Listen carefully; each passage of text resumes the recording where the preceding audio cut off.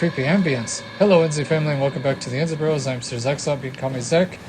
Let me just pause right there for a minute because of the creepy ambience. Let me just recollect what we did last. Oh boy. Okay, we are now Omicron NZ family. We did some exploration, discovered some things, discovered a little bit about the WoW and how it affects living beings and machines alike. Long story short, it's alive. The WoW is alive in a sense. It may be an AI, but it is alive. It can literally make electronics better than they were before. It can reanimate living bodies, if possible. Living bodies, however, they're not exactly the same. Now, there are some exceptions, as we've seen in previous episodes, including Simon Jarrett's current body that he's using. It works, it functions. He can move around in it and everything. But then there are some other exceptions where it just doesn't work. The construct is hostile, the fleshers are hostile, the proxies are hostile, and what we're going to see later on in this episode, NZ Family, it's hostile. Very hostile. And that's what we're going to see next in this episode, NZ Family. Also, whatever it did to Terry is spooky, and I just now realized the glass is cracking. Creepy. Okay, no use going in there. I need to find the stairs so we can get out of here. Let's see.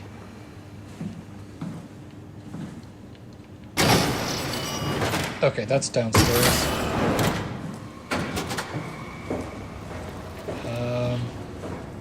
Okay, that's the lab.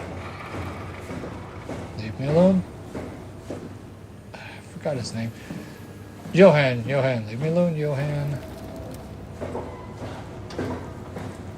Where's the stairs when you need them?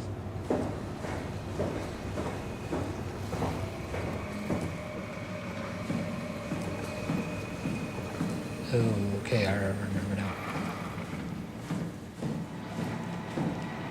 Still wonder where that body vanished to. We don't really see it again, but we do see something else up here. Unless it's up here too. Which, if it is, that'd be pretty bad.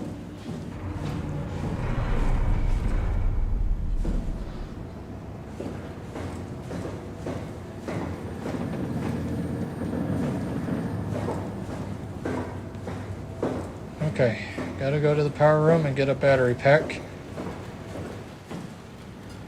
And no, I am not looking forward to what comes next. Okay, just making sure. Oh boy.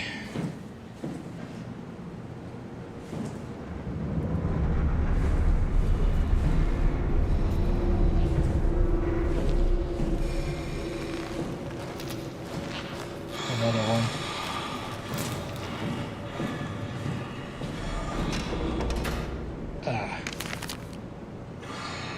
High performance rechargeable lithium sulfur packs, standard S3 or 5.3, I don't know. Connection Hamatsu's energy pal for machine tools, exo rigs, power suits. Right. So it's not on these chargers, it's deeper inside. There it is, NZ family. It doesn't necessarily have a name. It is just simply called the Robot Girl. Now, let me just do some pointers.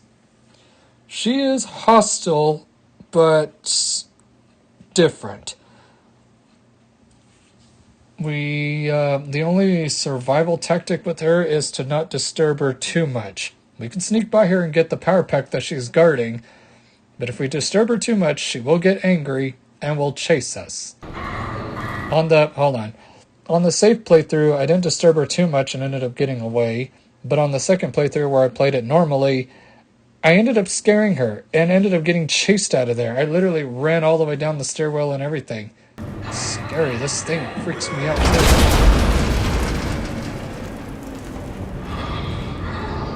That's not open.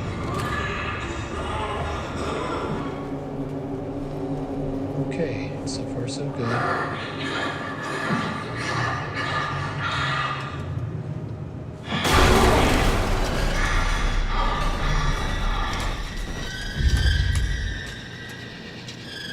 Okay.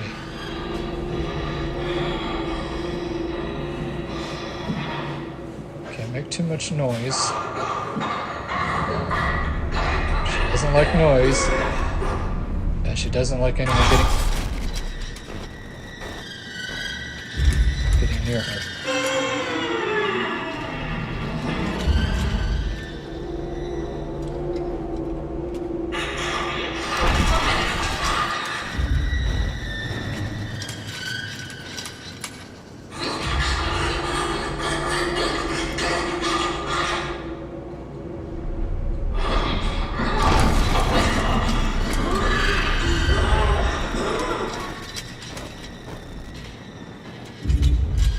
Okay.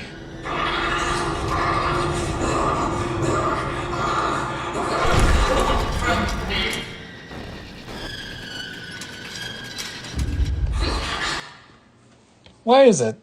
And when I see others play this game, and I see them go through this scene, they can get to the battery pack no problem and everything. But when I play this game, for one reason or another, for some reason, I disturb her. I still don't understand what it is that I'm doing wrong.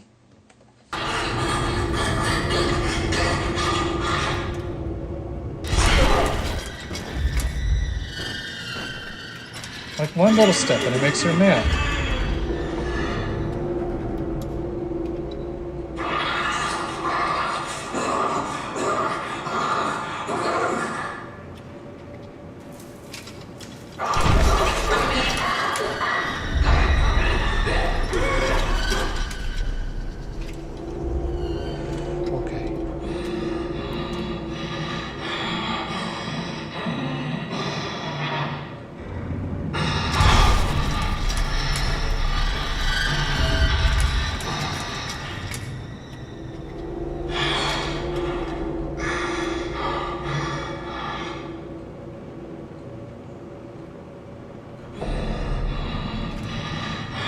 Okay, I think I found a solution.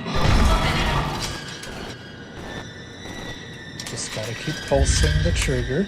And by trigger, I mean the move button. Calm down.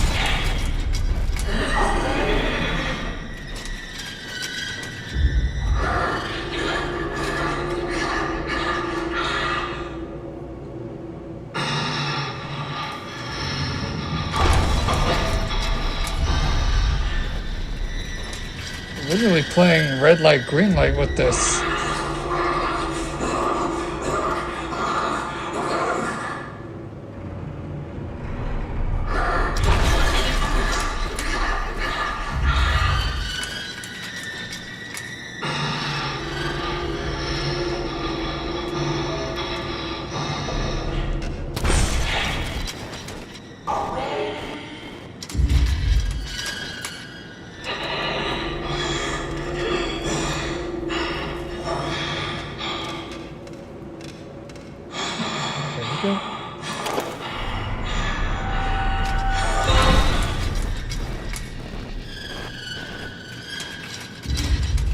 Don't worry, I'm getting out of here.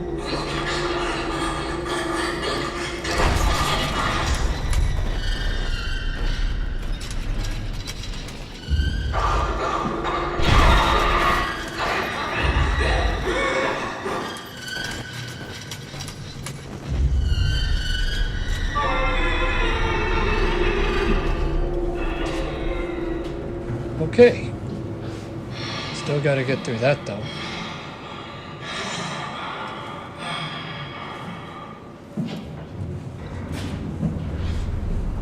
There, got through with no issues. Okay, that was better.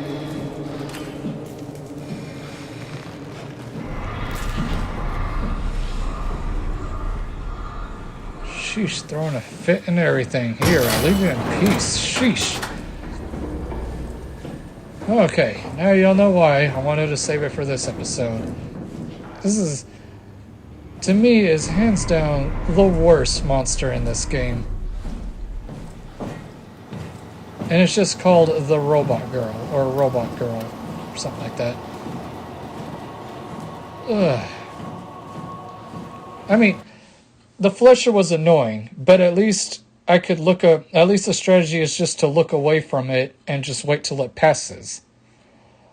The proxy strategy is simple. You just don't make a noise and make distraction noises if it's in the way. The construct at the beginning of the game, just hide from it. Hide from it, and get what you got to do, or do what you got to do, and just run and close the door behind you. At least it can't open doors. It doesn't know how to. Everything else does. The proxies know how to open doors. That robot girl probably knows how to open doors. The fleshers know how to open doors. And the final monster we're going to see at the ending of this game, well, second to last on a technicality, but it's one that actually walks around in a facility. It too knows how to open doors. Okay. Are you sure we're not crouched? I think at this point... I'll follow you back. Okay.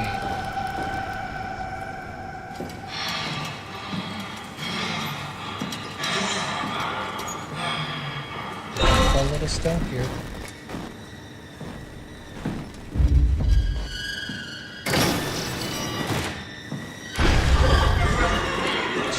Just run. Just run. Shut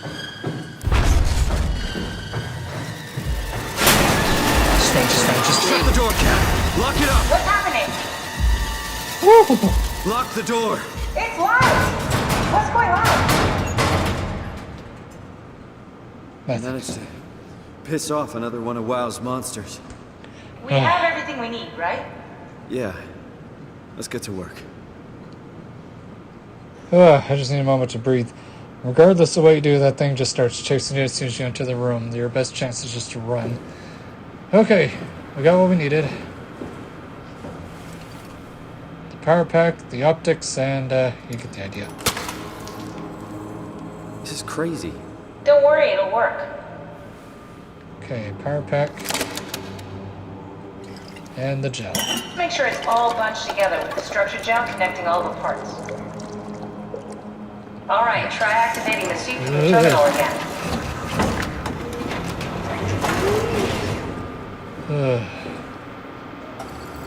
Okay. I can't believe we're doing this. It will be fine. Then why don't we put you in the suit? I was gonna suggest that if you refused. You'd go without me. I need to do this, Simon. This is important. I need to launch the Ark. You'd really do it? Change body? Yes, if you want to stay here, I'm not gonna stand in your way. I don't want to tell you what to do. What would it be like before? Close my eyes and then... And then open them again. Alright, let's do it. Thank you, Simon. Go sit in the pilot seat in the next room. You might need to boot it up. Alright, we're about to enter into some really messed up territory, Enzi family. Let me just take a sip of water.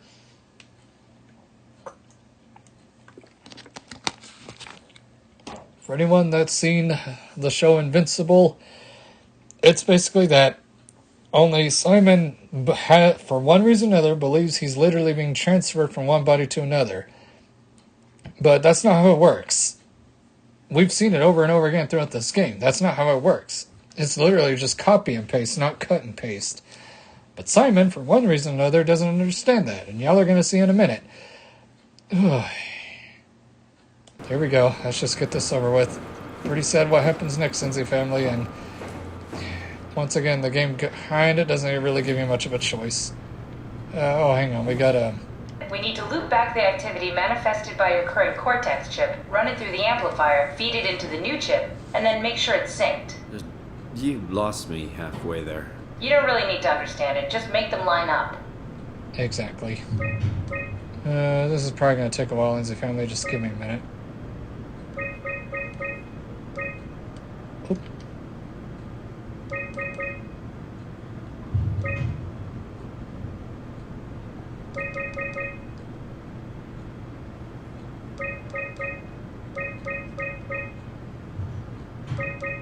Oh, wait, there it is.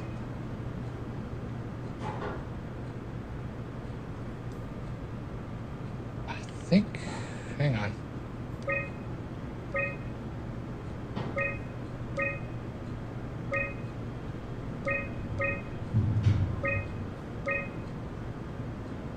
think that's it.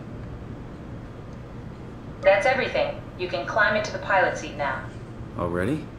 I have everything under control, so please, have a seat. I hate what comes next, Sensei family. Go sit in the pilot seat. The harsh reality of copy and paste.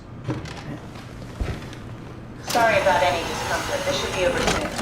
It's like having your picture taken. Well, with the most expensive camera in the world. You know, Indian stock photos would steal their souls. In this case, they'd be right.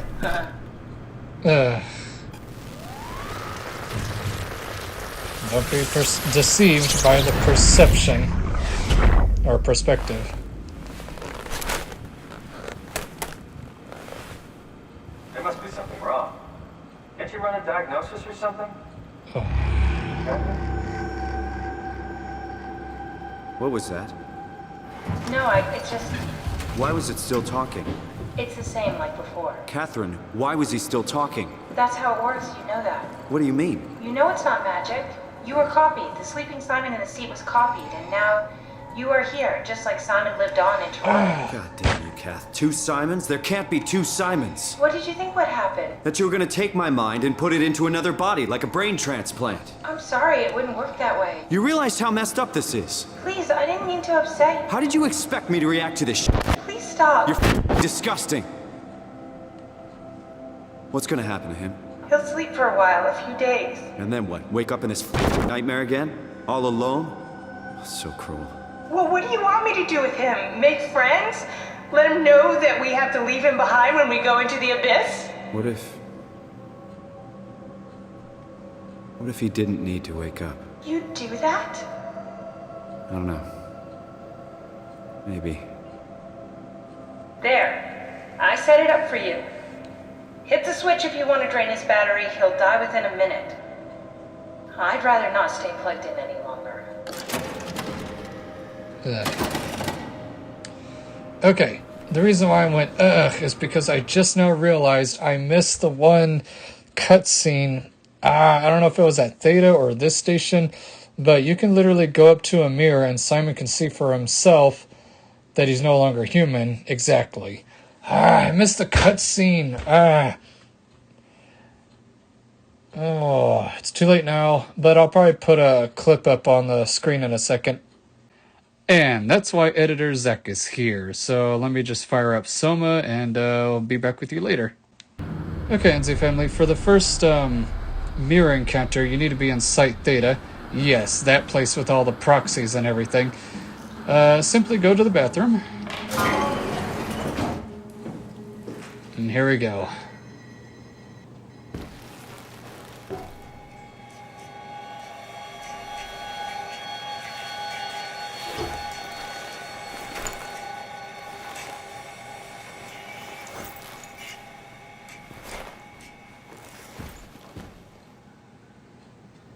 And that's our first mirror encounter where Simon realizes it's all true.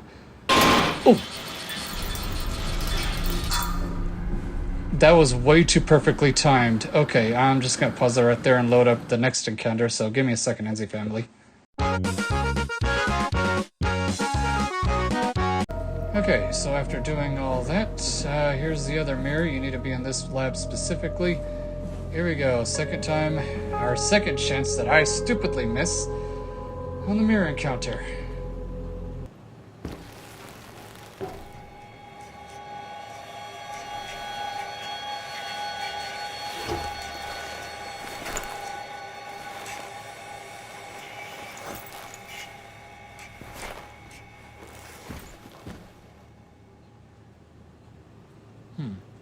And in case anyone's wondering what happens if you interact with it again, let's see what happens.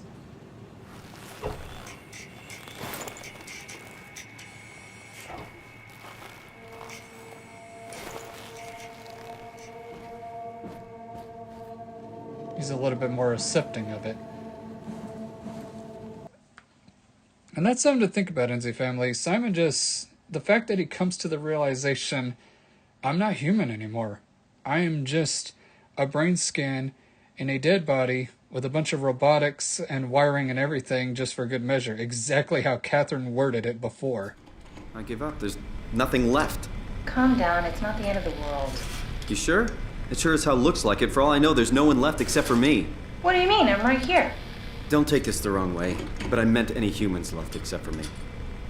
Have you looked at yourself lately? You're a walking, talking diving suit with some electronics slapped on for good measure. I don't. You don't want to think about it? We'll start thinking about it. Even when I was looking up a video on how to find some of these places, I stumbled upon a comment. I can't exactly pronounce the name, but I'll put it right there.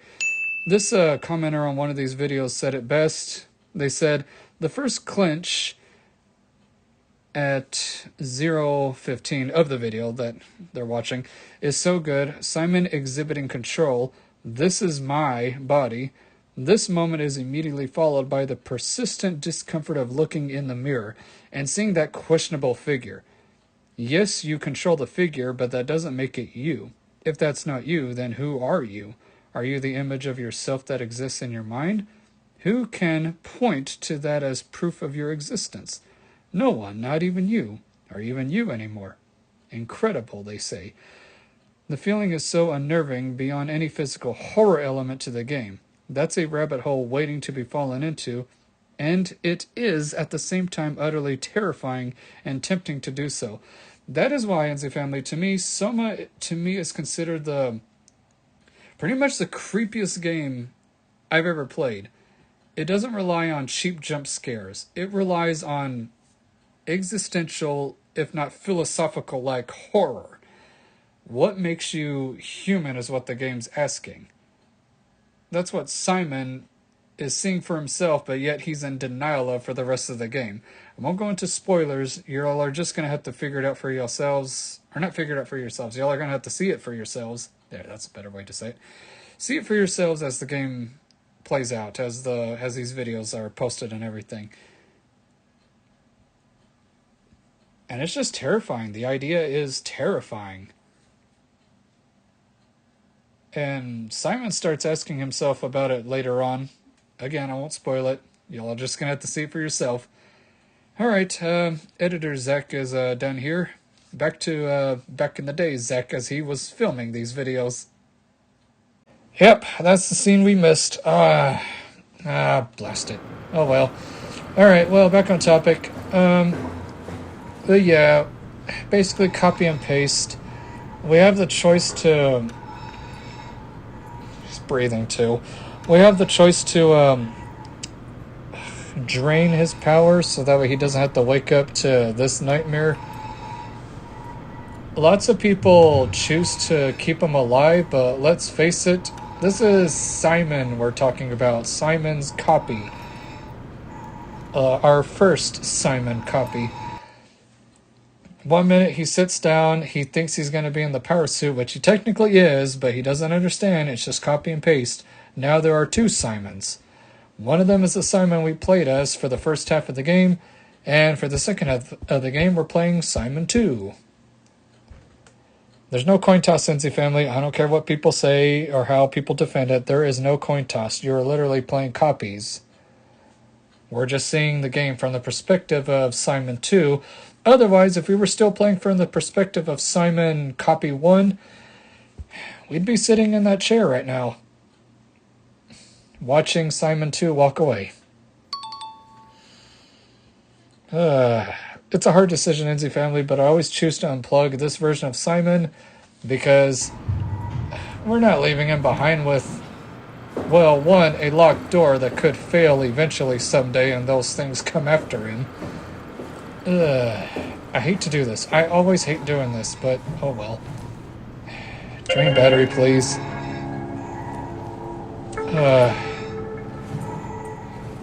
It's okay, Simon 1. We're right here.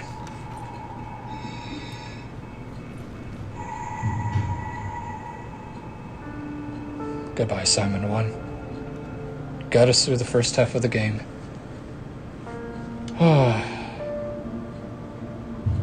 Give me a moment, NZ family.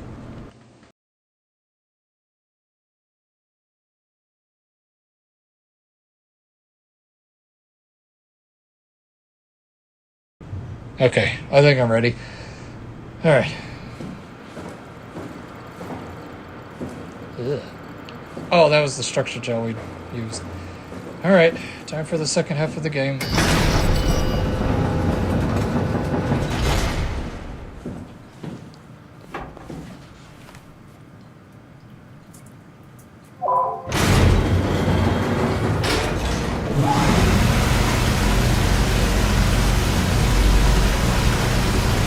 You know, honestly, that would have been awkward for Catherine to transfer herself, well, not transfer, copy and paste herself to the dive suit, and then literally carry around herself in the Omni tool. She would have gone on without Simon, by the way.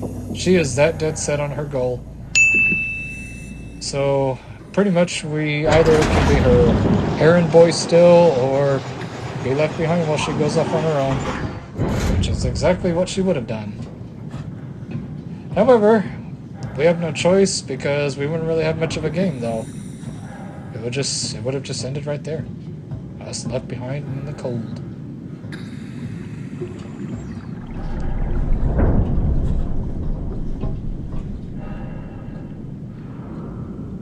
Nighttime now.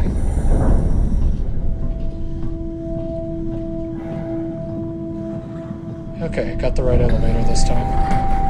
Last time I got the wrong one and jumped down into the abyss on the safe playthrough.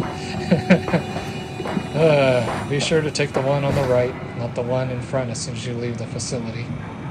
Okay, back in you go, Catherine. Are we done here? Yeah, Activate the climber, please. sure thing. Let them have a change in attitude.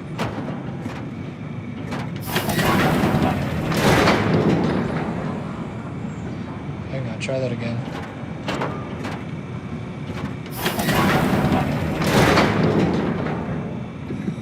Okay, try that again. Oh, it's a little stupid right there. There we go, okay. Take a seat and we'll be off.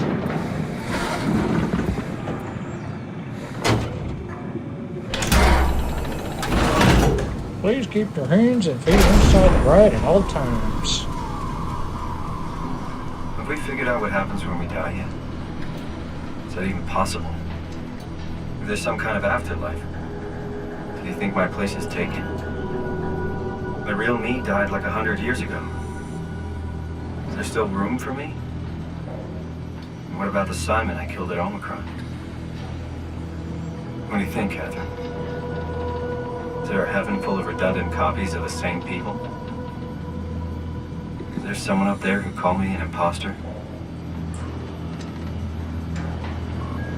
It's dumb luck, right?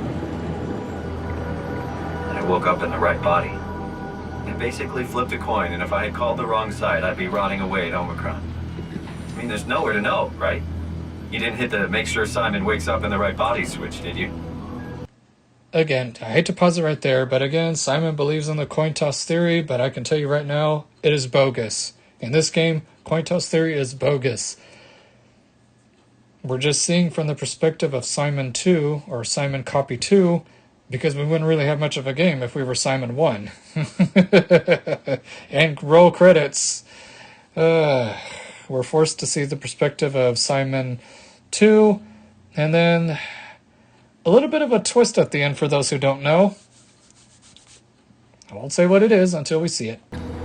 Not that you would know. I mean, he would still claim to be the right Simon. Christ. This is awful. We did an awful thing. And you wouldn't mind. Why would you? How could you know that it's not me, the me that I am, the same that I've always been? Please say something. I don't want to think. Please. Simon still asks some pretty interesting questions, though. There's still something to think about. I mean, he's on the right track. He just misunderstands the whole thing with the coin toss theory, but he still makes a good point. I don't know what to say. I don't want to upset you. Say anything. When I was little, I used to climb the stairs all the way to the top of the building. And I can still feel how I had to, tuck my arm so I could push the heavy steel door open. Well, the first time that I dared go up there, I stepped out onto the roof and watched the smog rise and fall over Taipei. I got all the way up to the corner ledge and, I felt the warm wind in my hair and the sun was setting and the streets below were shadowed by the tall buildings. The people pushing through the crowd flowed like paint from an artist's brush. Street food vendors filled the air with aromas of all my favorite foods. For a brief moment, I felt connected to the world in a way that I never had before. It was the most profound feeling of comfort and sense of belonging I could ever hope for. I really never felt the same way again, but I went up to the roof many times after. I'm not religious, but I can see why people would be. The privilege of being makes a strong case, at least every once in a while. Do you still feel that sense of awe? Even like this? Things are different, but we're still here. What's the point of going on? Everyone's gone.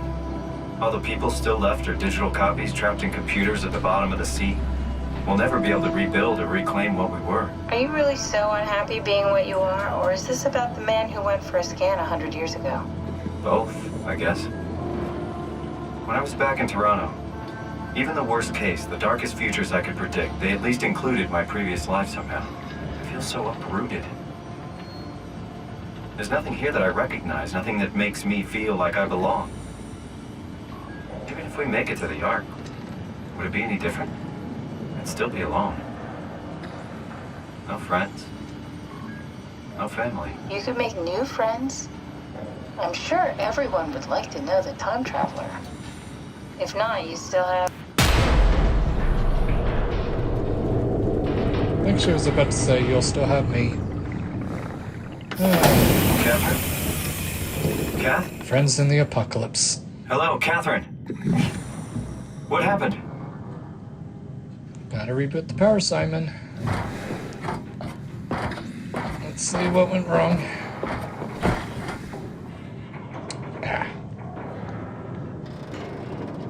Yeah.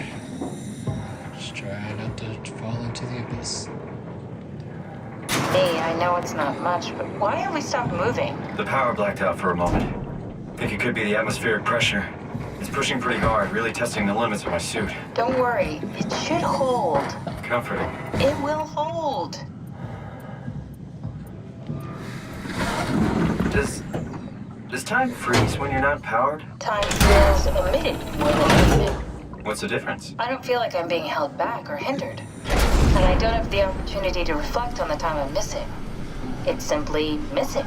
Sounds like sleeping without the dreaming. Yes, but generally you anticipate when you're about to sleep, and there's a natural continuation since we tend to wake up where we went to sleep. My experience is more like an ever-changing moment that never really seems to find closure. Sounds kind of like a movie being edited live. I suppose so. I guess it sounds exciting, but it really keeps me activated to the point of exhaustion. It's rough. Could be worse. Could be a time traveler stuck in a body made from black goo.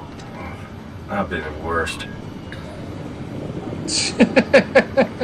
Just a commentary on this.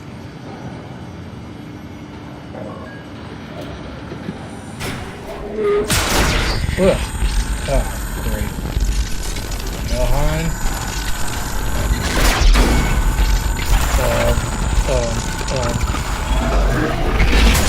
You did it!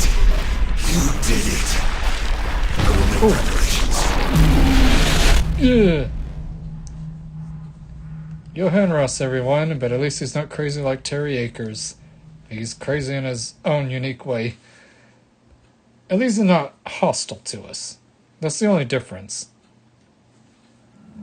Well, Catherine and Simon had their moment. Now here we are. Oh, good, you're back. What happened? Something dropped onto the cage. Knocks you right out. It spoke to me. Looked like a man, one of WoW's creatures. It just stared at you for a moment, then threw itself down the abyss. It said it would make preparations. I don't like the sound of that. It was very strange. I thought it was going to kill you for sure. I'm glad it didn't. Yeah, me too.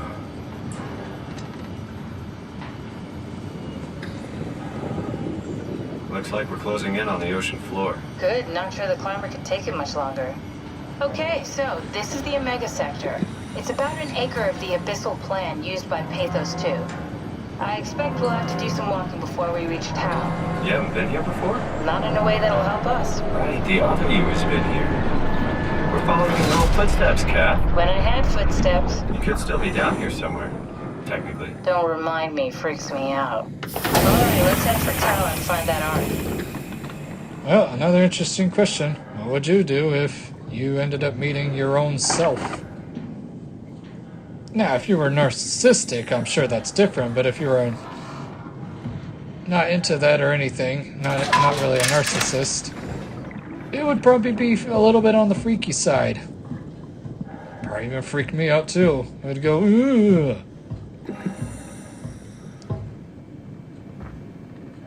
I mean, it freaks me out to even meet someone that even closely resembles me. There was this one time in school, this guy from the military came and visited us, and it was so freaky. He looked like me. Everyone wouldn't leave me alone about it at first until... I mean, hold on. No one would leave me alone about it. And I was kind of curious about it, and then when it was my turn to have that class, it scared me, and what's funny, I scared... Hold on. He scared me, and I scared him. Even asked if we were related somehow, and apparently we're not. We're just coincidentally resembling of one another. Resemblant of one another. Doppelgangers exist, NZ family. Oh, it's so weird.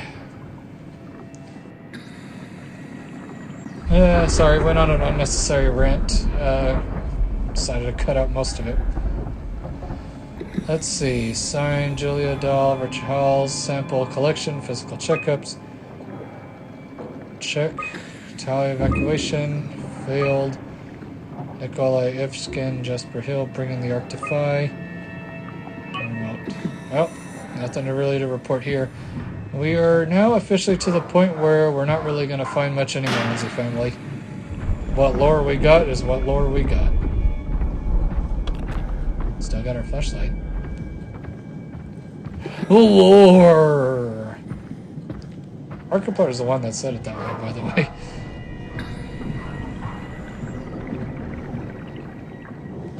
Oh, finally see one of these. Tau? Come in, Tau. Please answer, Tau. Nothing. It's dead. Let's move out. We'll try the next one. Okay, finally got something. The team managed to get in here and moved onwards. It's gonna get a little scary, NZ family. Ah, I missed the whole jellyfish segment.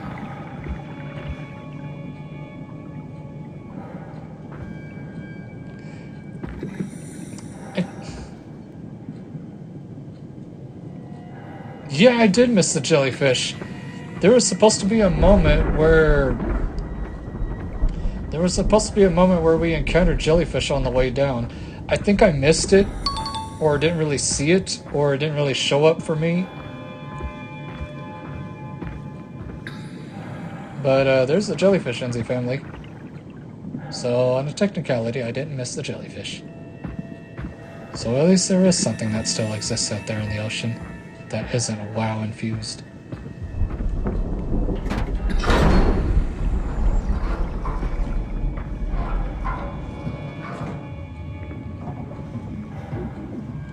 Just a supply room.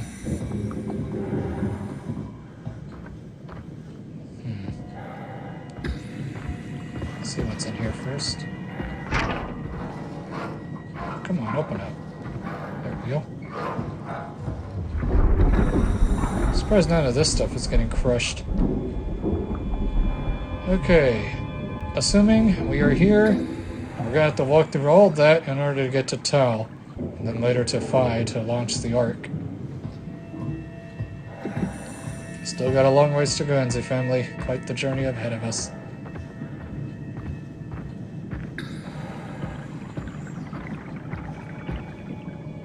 As you can see, the WoW is down here too. Jesus, did you see that? Stick to the lamplights. They won't go near them. I can't fail, Glasser. It's important I reach Omicron. Our future depends on it. Calm down. Let's just follow the path. If I die, I need you to tell Julia Dahl that the WoW is out of control. She needs to get to Sarang. He'll know what to do. Raj, you can tell them yourself. We just need to pick up the pace, okay? Glass! We lost the path! We need to go back! I know where to go. Come on. It's over there! The light is over there! Final push, Raj. Almost there. We just... Ooh. Okay, so we got a little story with Johann Ross, but from the looks of it, this guy's not Johann Ross. This is Glass. So both of them almost made it, but apparently, from the looks of it, Johann's the one that made it back up, while the other guy didn't really make it. Something got him, and we're gonna find out what it is. Okay, danger. Stay close to the lights. Blue leads to Tau, red leads back to the climber. Come on. There we go.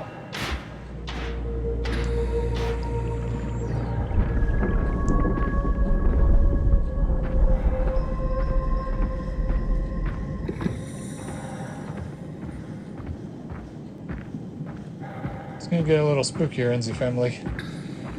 We're down in the abyss. Here, there be even more monsters.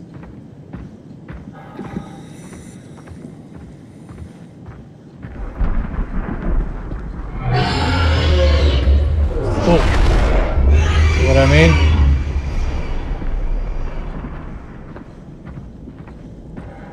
That's not the only threat down here, by the way.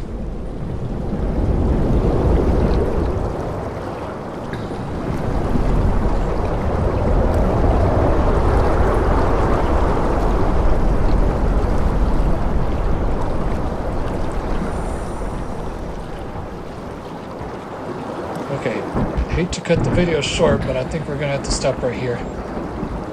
Let's see.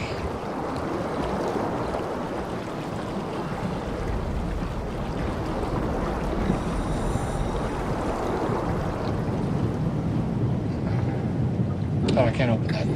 Okay, we're gonna have to stop right here, Enzi family. I hate to cut the video short, but that's where we're gonna have to stop for now. That's it for this edition of Enzi Games, my Enzi family. See you all next time, and we're gonna get there, Enzi family. We're gonna finish this game in just a few more episodes. As always, y'all have a good Enzi week. Goodbye. Oh wait, wrong one. Goodbye, y'all. Pow!